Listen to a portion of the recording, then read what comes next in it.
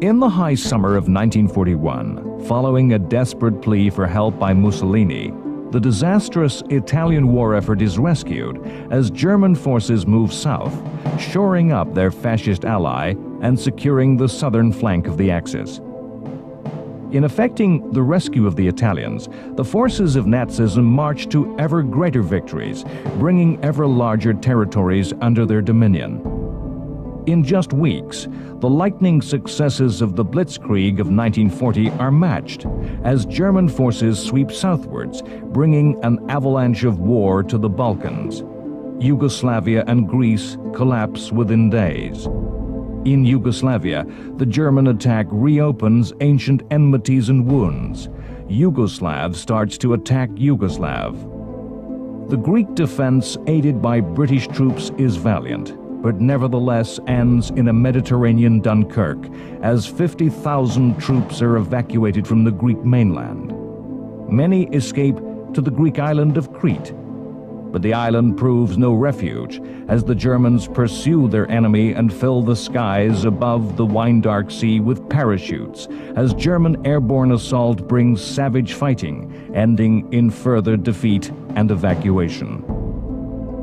America slowly realizes that it cannot stand aloof from a war that is rapidly and clearly becoming not just a war like any other, but a struggle for freedom, for values central to the American way of life. The American Congress brings Lend-Lease into law. The United States will now supply Britain with whatever is needed to ensure the survival of freedom in Europe. In North Africa, Erwin Rommel has begun to earn a place in history. His inspired generalship results in the reversal of British advances. Rommel even captures his opposite number as a prisoner of war. The German High Command think Rommel has gone mad. Germany has its attention elsewhere as the greatest military operation in world history rolls forward. This is Operation Barbarossa, the invasion of the Soviet Union. In the Nazis' fictional mythology and theory of history, an insane worldview of past, present, and future combined, the destruction of the Soviet system is Armageddon, the final battle, the struggle of good and evil, a fight that will effectively end history. The Soviet forces, though large, were poorly trained, poorly equipped, and poorly led. Armies can only reflect the strengths and weaknesses of the society from which they're drawn. The Soviet command had been savagely targeted by Stalin's purges. A climate of fear pervaded the Russian army. Fear to show initiative, fear to show independence of thought. The initial successes of Barbarossa had led Hitler to already plan triumphal victory celebrations, with armies marching through the streets of Moscow in a commemoration of the ultimate victory of Nazism. In that late summer of 1941, the future of world civilization stood poised in the balance. The fighting that was in the coming months to take place in Russia, in the desert and on the oceans, that would take place on as yet unimagined battlefields, would begin the long march to defeat for the forces of darkness.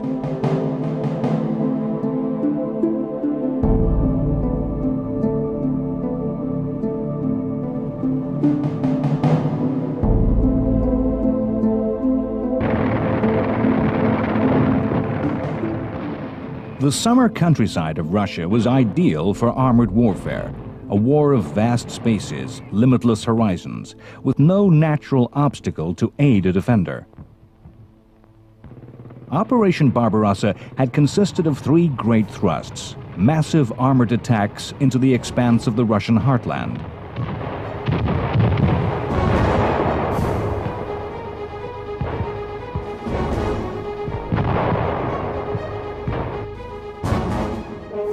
in the first month of Barbarossa, hundreds of thousands of prisoners of war were taken by the Nazis as the three-pronged attack began.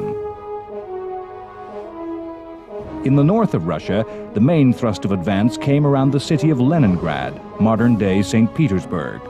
The capital of Tsarist Russia, Leningrad was a city of 2.5 million and was ordered by Stalin to resist to the end, to never surrender. The Germans surrounded Leningrad with a tight, strangling ligature of siege.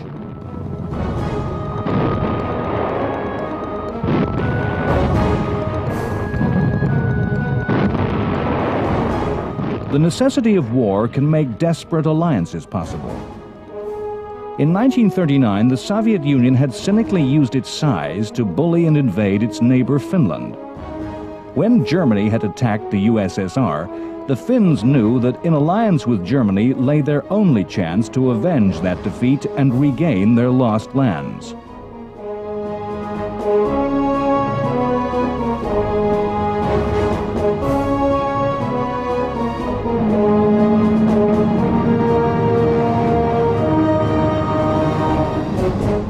In the very far north, Finnish armies added a fourth dimension to Barbarossa, attacking towards Leningrad and completing the Axis grip encircling the city.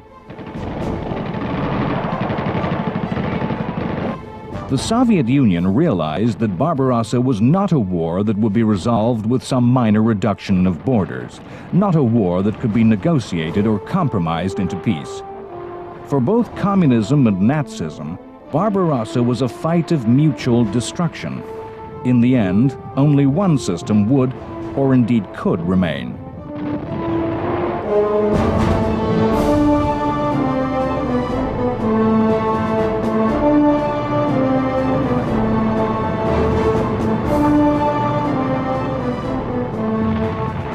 Stalin called on the Soviet people to fight what he called a great patriotic war.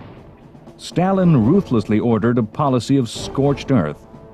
Before the advancing Germans, the retreating Russians were to demolish the very fabric of the country, destroying buildings, burning crops, cities and towns. Destroying or taking away anything that would be of the remotest value to the invader. Whole factories and industries which were necessary to the Russian war effort were dismantled piece by piece and moved across the immense distance of the Soviet Union to the east of Moscow, from Europe into Asia, beyond the Ural Mountains to the depths of Siberia.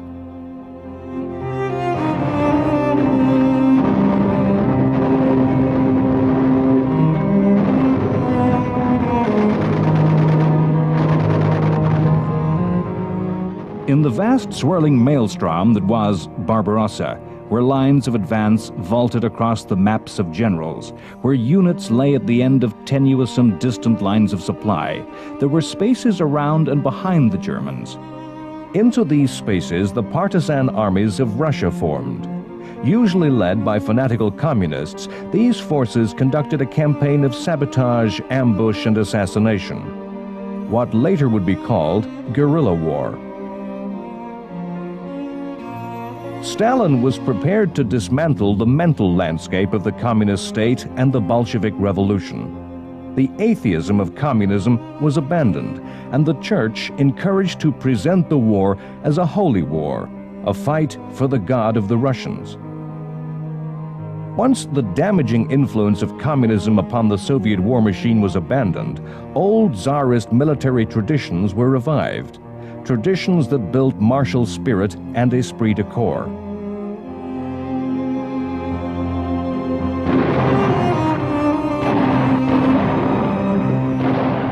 In the south of Russia, the German advance pushed on, deep into the black soil region of the Ukraine.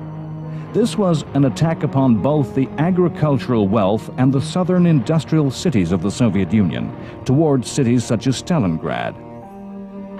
After just 1 month of fighting in the east, the Germans were already planning a triumphal victory procession through the streets of Moscow, to take place in late August.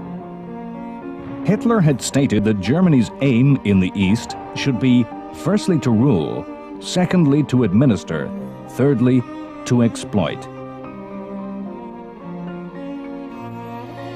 Hitler believed his enemies beneath contempt as both communists and as Slavic peoples. Hitler abandoned the rules and conventions of war for Barbarossa. The German army was given orders to shoot dead anyone in the east who opposed them. Moscow and Leningrad were to be systematically razed, wiped from the map, the inhabitants annihilated or driven out by starvation. The Germans were to institute a giant program of what would in later years come to be called ethnic cleansing. The Nazi General Plan East envisaged vast movements of population, with German peoples moving into territories freed by the removal of the existing inhabitants. In the wake of the advancing German armies came the first of the Einsatzgruppen, special squads of the SS dedicated to the calculated methodical elimination of Jews.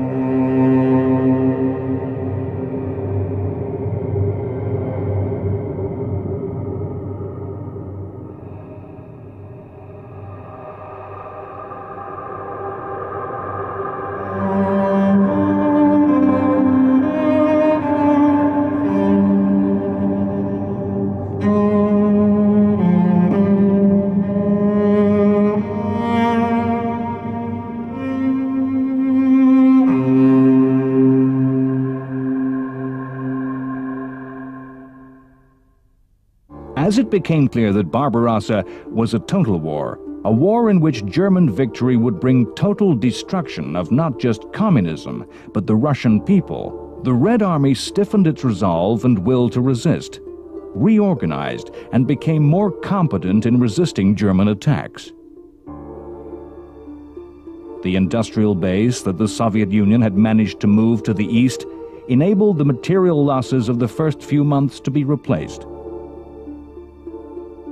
The German attacks may have been on a scale never before seen, but in fact the cold, hard light of hindsight shows that the Germans had not in fact prepared enough. Their reserves of supplies and fresh troops were not enough to exploit the massive successes and advances.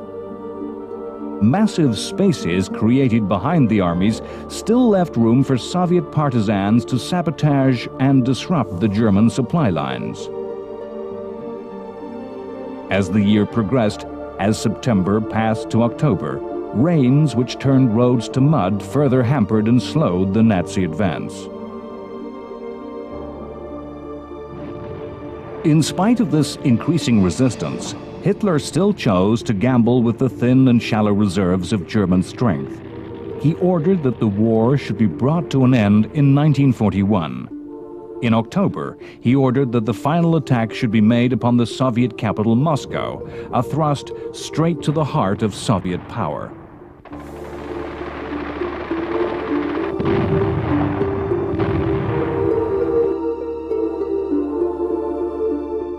In the western desert of North Africa, battles were fought between the Afrika Korps and the British Army. The Germans under Rommel had pushed the British back and laid siege to the port of Tobruk. The battle for Tobruk was an essential one for Rommel to win. The German plan was to push forward, to attack and take Egypt and the Suez Canal. From that base to threaten British Middle Eastern oil, and perhaps even to push into British India. Tobruk was literally a thorn in Rommel's side, enabling the British to strike at the rear of any Afrika Korps advance. Churchill thought the Western Desert a crucial theater of war. At that time, it was the only battlefield on which the British Army could directly engage the German Army. For a Britain which was having just to take it, absorb all the bombs that the Luftwaffe could drop, and endure the toll of shipping attacks in the North Atlantic, with all the attendant sacrifice and hardship, the war in the desert was the only campaign where the British did not have to wait and see what the enemy would do.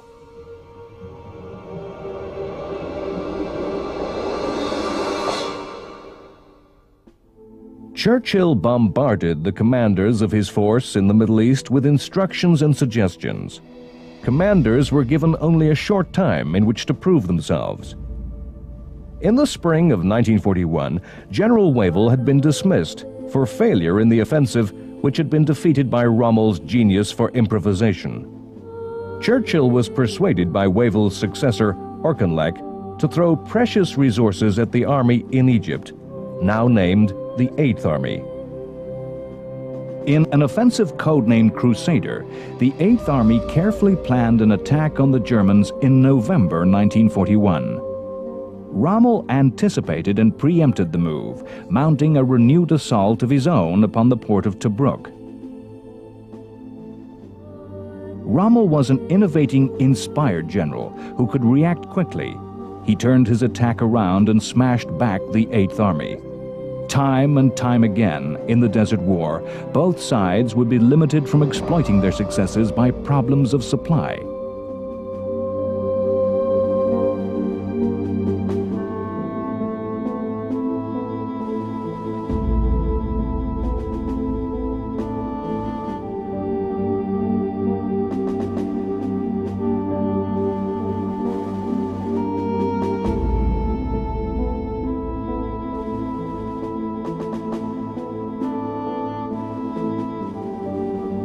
Rommel could not pursue the British, and once more the two armies fell back to regather their strength. The Germans returned to the siege of Tobruk. The British, under yet another new general, considered their plan of action. With German involvement in the Mediterranean, the German supply lines were becoming stronger. Soon, Rommel would be capable of a push that would place Britain's future in the war in jeopardy.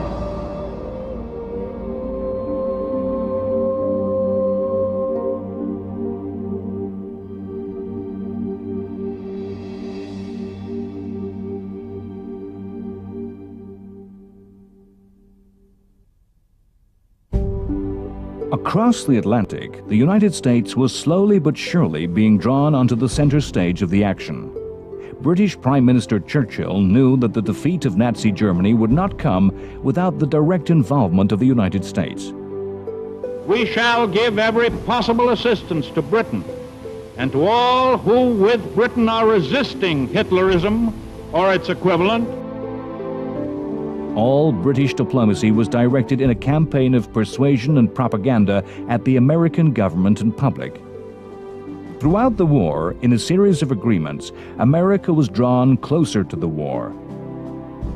In August 1941, at the Placentia Bay Conference in Canada, Churchill and Roosevelt agreed and signed what came to be known as the Atlantic Charter. The Charter was an agreement, a statement of shared beliefs that was a list of war aims and a blueprint for the post-war peace. Neither Britain nor America sought conquest of territory. No border was to change, no territory altered without consent of the population. All peoples have the right of self-government restored. After the war, all states would have the right to economic resources for prosperity. All countries were to collaborate for international prosperity. After the destruction of Nazi tyranny would be the establishment of a lasting peace. There was to be freedom of the sea. All nations were to abandon force. Despite the shared aspirations of the Atlantic Charter, America was still legally a neutral country, with many of its citizens wanting their country to stay firmly out of any foreign war. Yet the legally neutral U.S. was already fighting an unofficial war against the German Navy, the Kriegsmarine, and its force of U-boats in the Atlantic. The Battle of the Atlantic was not a naval battle in the conventional sense, some climactic struggle, an engagement where all forces met together and a war could be won in a day or in an hour. Rather, the Battle of the Atlantic has been famously described as trench warfare at sea, where each side sought to destroy the other, a fight of numbers, a fight only to kill. It was a war that was simple to understand. Sink British ships faster than British shipyards could build replacements. Build replacement U-boats faster than the British Navy could destroy their attackers. The war would be won. A simple economic equation would give a target that would be expressed in mathematics, in numbers and tons of ships that must be sent to the bottom. The autumn of 1941 was called the happy time for the German Navy. It was a time when victories seemed easy. Once France had fallen and the whole Atlantic coast of Europe stood free for Axis use, when the isolationist sentiment of the United States was strong, the simple target was to sink between 600 and 750,000 tons of British-bound shipping per month. This would bring Nazi victory in a year. The early part of the war was a time of missed opportunities, but by the autumn of 1941, the number of boats had risen and tactics devised which were to seriously threaten Atlantic trade. In 1941, for all submarines, for all ships, to find an enemy at sea in the vast expanse of the ocean was a difficult task. Radars were primitive, not yet perfected for use at sea. Sonar was a short-range weapon, only useful for a surface ship attacking a close underwater target. A U-boat finding a target was dependent on visual sightings, limited to the distance of the horizon. From the low angle of a submarine tower, the U-boat officer was worse off than the lookout of a sailing ship atop a tall mast.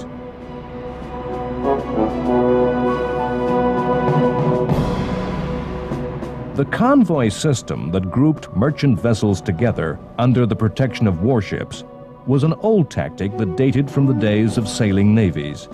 It had defeated the U-boat in World War I. It not only meant that the attacker would have to fight warships, the convoy system meant that targets were harder to find. A convoy of 30 ships closely grouped together was harder to find than 30 individual ships strung out across the shipping lanes of the ocean. The United States Navy escorted convoys halfway, effectively doubling the number of ships available to deter the enemy.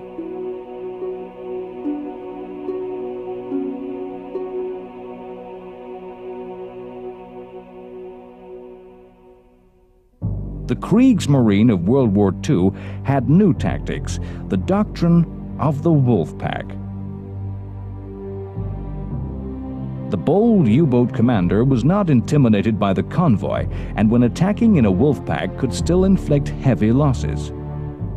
With large numbers of U-boats, the submarines could be spread in a line across the possible course of a convoy of merchantmen.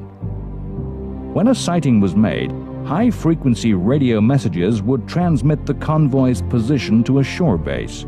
That would in turn broadcast a guidance signal that would lead all submarines to attack the target. It was as if a giant drift net was laid across the ocean.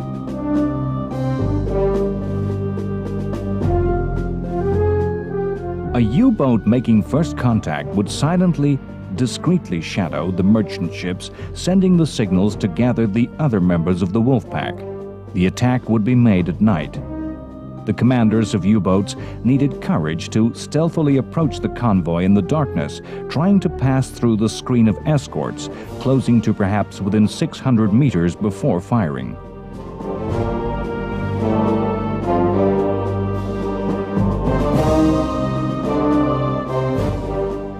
For the merchant seamen, the Battle of the Atlantic was a slow and tense torture. The days spent scanning the sea for the periscope trail that might reveal an unseen enemy. At night, waiting for almost inevitable explosions. Each ship dying a particular death. Oil tankers would explode in white pillars of flame. Cargoes of heavy iron machinery would drag ship and crew to the depths in minutes. In the morning, a convoy would trail a wake of the debris. Burning oil, bodies, stranded sailors awaiting rescue, destroyed ships. Against the submarine on the surface at night, there was little that an escort of warships could do. On the surface, most U-boats were fast enough to get away from a pursuer. Sonar, the underwater radar, in its infancy could not find a surfaced U-boat. The U-boat commander needed courage and luck. But fortune favored the bold, who could make rich pickings. The balance of tactical strength lay with the Germans.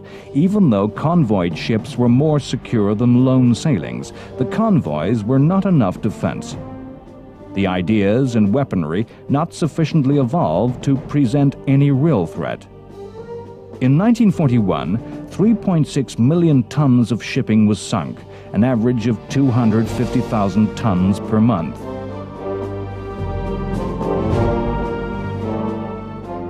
The North Atlantic was a hard, unforgiving environment, with savage weather and bitter storms, water in which men survived for minutes, tempests which battered and exhausted men on both sides, men in a state of constant alert. The submarine hull, designed for underwater, made a rolling, unstable platform on the surface. U-boat officers did not look out across the sea, rather they looked up from the surface. Long hours were spent drenched by freezing, smashing waves. The danger lay when escorts found a U-boat on the surface or locked on with sonar. In a surface duel of gunfire, the U-boat would lose. If submerged and targeted by sonar, the U-boat crew had to endure the terror of depth charging, when crews would stand in complete silence, listening to the sonar beam pinging their hull, hearing the swish of propellers. The very skin of sailors and the hull of the boat as one, the slightest knock to either causing a paroxysm of fear.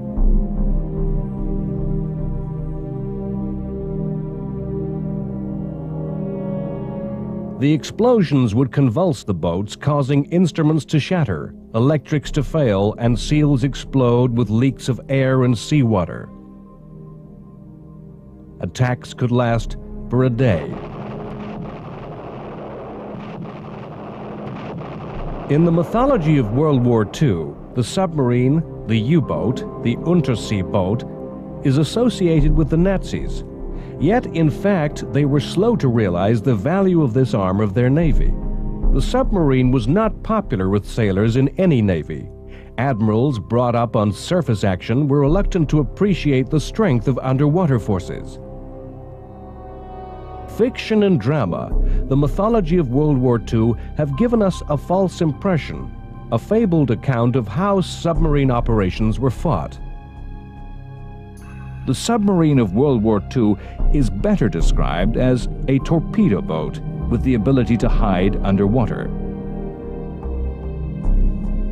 The submarine, as a capital warship, able to operate independently, submerged for many months, with as high a speed as surface ships, with as high a speed above as below the surface, able to operate at extreme depths, with weapons capable of striking from extreme ranges, was in 1941 a weapon of the future. Although the U-boats were enjoying successes, they had their great weaknesses, which were to be exploited. The World War II U-boat came to the surface to attack, was slow when underwater, could only travel submerged for a short time, and was forced to regularly surface to recharge batteries. When surfaced, its light armament made it an easy target. When a wolf pack was summoned to gather around a convoy, their voyages into position had to be made at high speed on the surface, otherwise a convoy could not be caught. A major weakness of the U-boat, which would be exploited, was its vulnerability to air attack. The British and the Americans realized the value of air protection for convoys. In 1941, the British occupied Iceland to extend the range of air patrols to the mid-Atlantic. Special radars were developed, which could be mounted on aircraft, which, coupled to powerful searchlights, meant that the submarine was not safe on the surface at night. The use of air power made the coordination of wolfpack attacks far more difficult.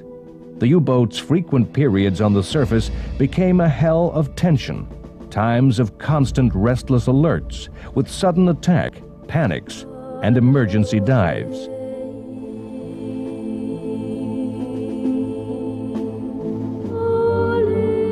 A key weapon in the Battle of the Atlantic was the breaking of German codes.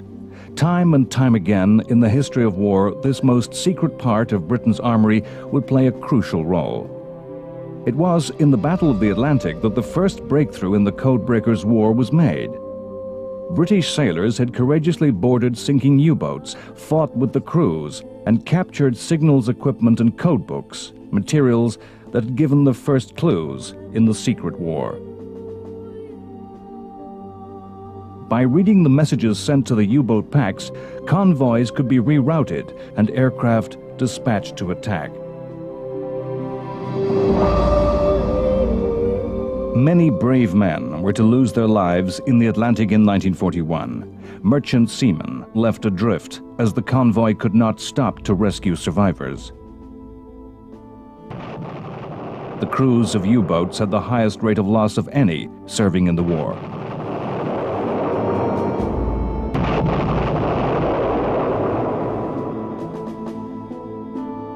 The greatest offense that the British had against the U-boat assault was simply to reverse the weakness, to reverse the vulnerability. Factored into the grim mathematics of the campaign was Britain's pre-war need to import more than 50 million tons of goods each year, from the rare and exotic materials of war to the everyday staple foods of life. By 1941, the British people had cut this figure by more than half, to only 23 million tons. For ordinary people, this meant a strict and severe regime of food rationing, with many favorite foods disappearing altogether. The British people became a nation of small peasant farmers. Livestock were to be found in the backyards of cities and towns. Every tiny scrap of land was turned into a vegetable patch. The agricultural industry began to exploit and wring every gram of produce from the most marginal areas of land. New areas came under the plow. The powers of the state to conscript and direct labor created a land army where workers were directed to work on the farms. The image of grim queues of shortage and the persistent folk memory of the hardships of rationing disguise a historic scientific fact that the population of Britain was, in fact, never so properly fed with the correct dietary balance.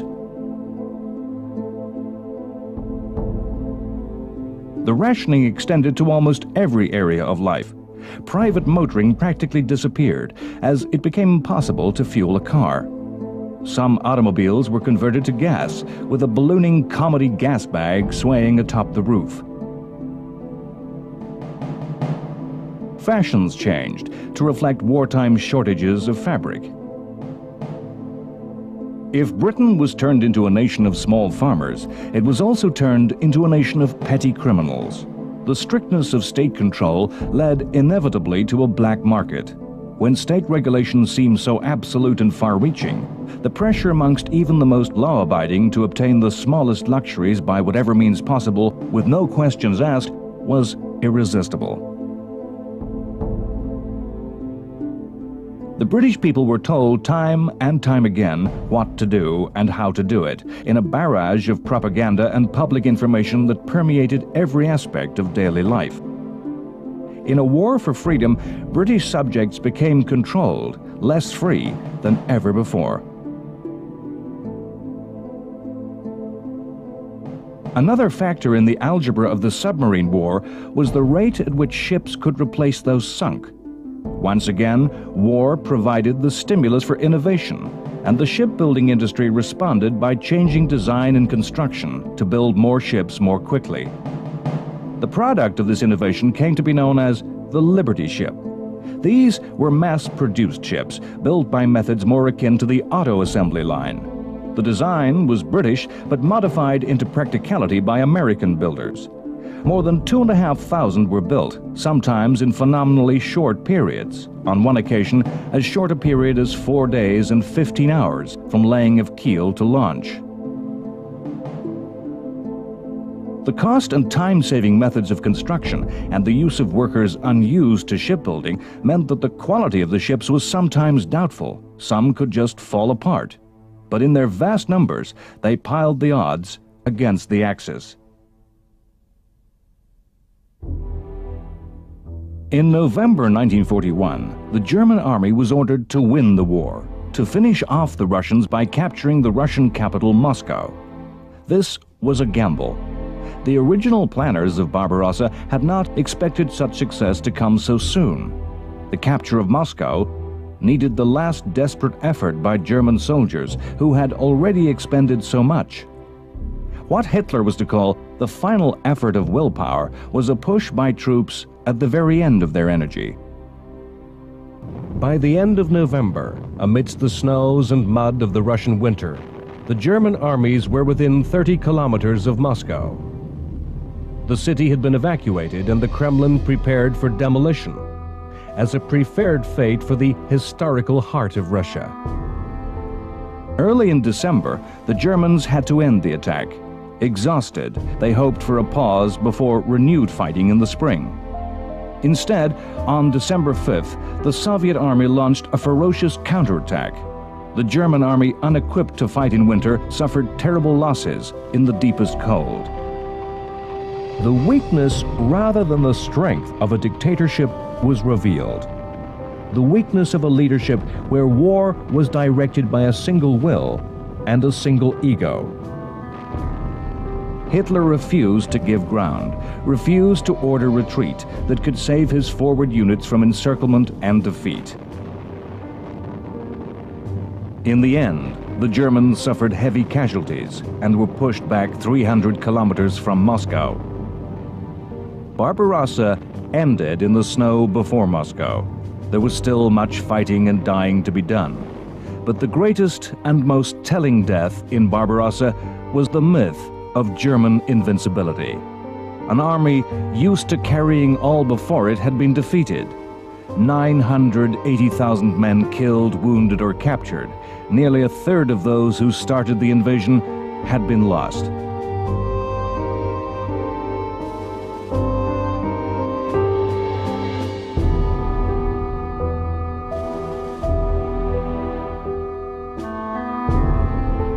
The Russian soldiers who so stunned the Germans with surprise attacks were fresh from Russia's Far East, a reflection of the truth that the war was a global war.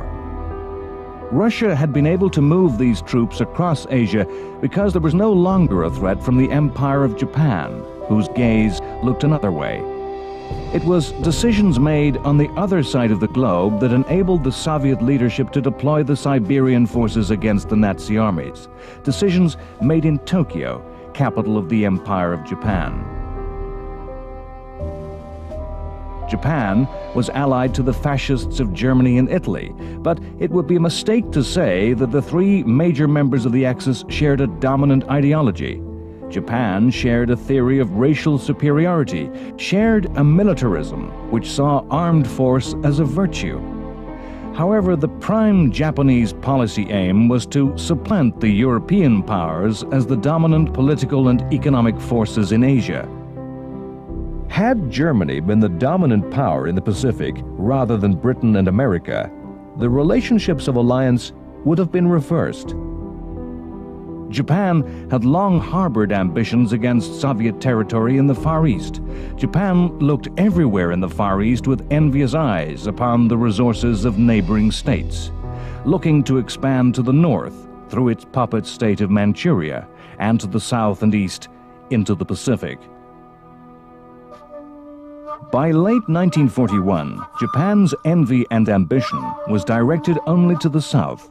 Japan, in 1941, had been at war for longer than any other of the major powers, fighting a war of conquest in China. Japan's motivation in this expansion was resources. In a circular logic, it fought wars to provide the materials to power its armed forces to fight more wars. Oil, aluminum, tin, rubber were all materials which Japan could not produce. Japan was dependent on imports of food to feed its population. The richest areas of Southeast Asia, the vast rubber plantations of British Malaya, the oil of Indonesia, the vast rice fields of French Vietnam, were all controlled by Europeans. Japan was a militaristic state, dominated by the needs of the armed forces. The Emperor Hirohito believed a god by the Japanese people reigned but did not actually rule. Power lay with a government dominated by generals. When, in July, Japan took advantage of the fall of France to seize the French colony of Indochina, the United States broke all relations with the empire. Japan invited Indochina to be a member of the Greater Co-Prosperity Sphere, an organization whose words spoke of independence for the indigenous peoples of Asia, but in action was just a mechanism for draining the resources of the member states, redirecting them with ever greater ruthlessness towards Japan. The United States demanded that before trade could be restored, Japan must both withdraw from Indochina and from the long war against China herself. America was preparing for war, recalling early in the year the preeminent soldier Douglas MacArthur to command in the Pacific. Characteristically, MacArthur had taken a positive stance with a plan to defend the Philippines with strong and modern forces. To the Japanese, this American policy only reinforced a paranoid sense of persecution, reinforcing those who argued war was essential. When, in October 1941, Hidekai Tojo, an aggressive general, became prime minister, the path for Japan was set to war, and secret preparations were begun. The Japanese knew that to fight a war of expansion in the Pacific, they had to neutralize the American Navy in the Pacific. The American Navy was then the largest in the world. While negotiating peace, the base of Pearl Harbor in Hawaii was targeted for surprise assault. The Japanese fleet approached in complete secrecy, hiding behind a weather front as it crossed the ocean. The fleet of aircraft carriers came by a distant, indirect route, circling far around the north of Hawaii from this least likely direction of attack. On December 11, 1941, at 6 a.m., the Japanese planes appeared in the skies of Hawaii. It was a Sunday morning. Surprise was complete. At Pearl Harbor that day, 70 warships lay at anchor, including 8 battleships. Torpedo and dive bombers attacked the lines of ships and the airfields. Then high-level bombers made further assaults. In an attack that lasted a bare 2 hours, 6 battleships were sunk and 2 damaged. Numerous smaller ships also sunk and damaged. More than 160 aircraft were destroyed. 2,403 servicemen and civilians were killed, and 1,178 wounded. The Japanese losses were a mere 29 aircraft. In a moment of caution, the Japanese, fearing a counterattack, failed to complete the action with a series of attacks upon the harbor's dockyard, the repair and refueling facilities. Mundane, unglamorous targets, which have as great a significance as any capital warship. Significantly, as dramatic as the burning battleships appeared, the battleship was the naval weapon of the past. Japan had used aircraft carriers to attack its enemy, but had failed to find and destroy U.S. aircraft carriers that had been at sea that day on exercise. To say that the attack found the Americans completely unprepared and totally and completely ignorant of a Japanese threat is wrong. America was expecting Japanese attacks, but it was thought this first strike would be against the American forces in the Philippines, rather than at Pearl Harbor. If the attack were made on Hawaii, it would be directed from the nearest Japanese territory to the southwest of the islands. Pearl Harbor was on full alert to protect against sabotage. U.S. planes were grouped together to guard against attack by saboteur, a move which made it easy for Japanese planes to make their attacks. Hawaii was protected by radar. The attacking waves of Japanese aircraft were detected. The surprise lay in that America was not looking for the attack. As tactics, as a demonstration of the use of stealth and concealment using the tools of war, Pearl Harbor is a textbook example of stunning victory. As strategy, though, the Japanese action was a catastrophic move, a move which caused the ruin of every scheme, device, and stratagem of their country. The attack on that Sunday morning condemned the Japanese forces to eventual destruction. The Japanese were attempting a victory to match that of Trafalgar, a defeat that meant the American Navy would be swept from the sea to allow the Japanese to strike where they wished at will. Once stirred, the strengths of America, the ability for organization, for efficiency, the positive optimism and self-belief, the sheer volume of wealth and industry made America a terrible foe. Pearl Harbor was an event that, at a stroke, galvanized the American nation, resolving all difference, quelling all isolationist sentiment. December 7th, 1941, a date which will live in infamy. The United States of America was suddenly and deliberately attacked by naval and air forces of the Empire of Japan. The Japanese planned to take advantage of the defeat by initiating a massive plan of invasion and conquest across Southeast Asia and the Pacific. Their strength would be increased as a result and deter the USA from attacking the empire. The reasoning, the wishful thinking of the Japanese planners, was that the U.S. would accept the new state of affairs, accept Japan as the new dominant power, and compromise a peace. The harder-headed within the Japanese armed forces knew in their hearts and minds that Pearl Harbor was not a war-winning victory, simply a triumph that had bought time in which to gamble, that through a desperate effort the U.S. could be defeated. Privately, though, secretly, Admiral Yamamoto, the architect of Pearl Harbor, predicted, "I can run wild for the first 6 months or a year. I have utterly no confidence for the second and third years." Anyone who has seen the oil fields of Texas and the factories of Detroit knows this. 6 months, by the end of which victory must be won or defeat was inevitable. Victory would be impossible in a long war. That very lack of the raw materials and industrial strength that motivated their ambitions would be their downfall in a contest with the titanic power of America. On December 7th, Germany and Italy declared war on America. Winston Churchill said he slept easily for the first time in the war. With the attack upon the U.S. fleet, battles encircled the globe. To the people of America, this was the beginning of the war. For the forces of fascism, the beginning of the end.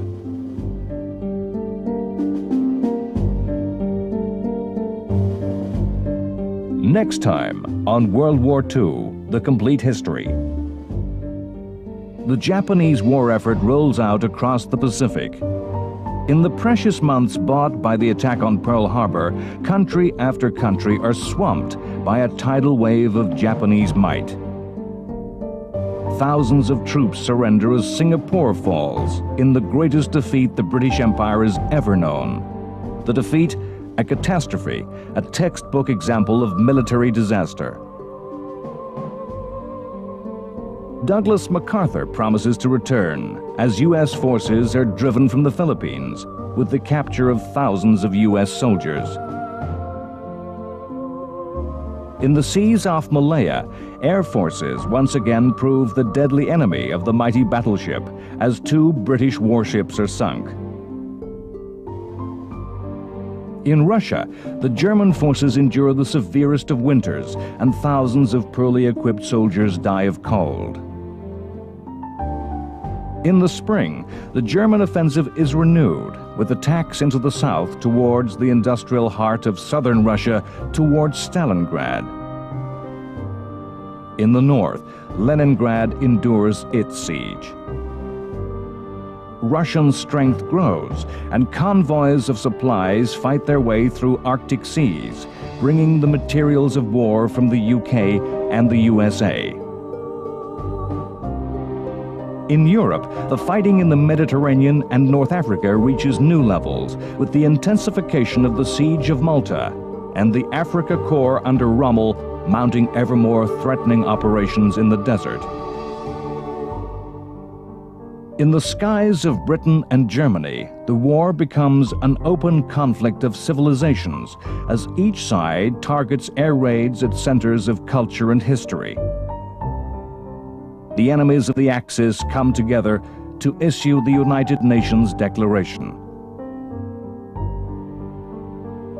After a few months of conquest and triumph, the worst predictions of saner Japanese minds begin to come true. American bombers appear in the skies above Tokyo. In two titanic naval battles in the Pacific, the tide begins to turn against Japan. At the Battle of the Coral Sea, a stalemate. At the Battle of Midway, American carrier aircraft tear the heart from the Japanese Imperial Navy. And the long, slow endgame of Japan's defeat is already begun.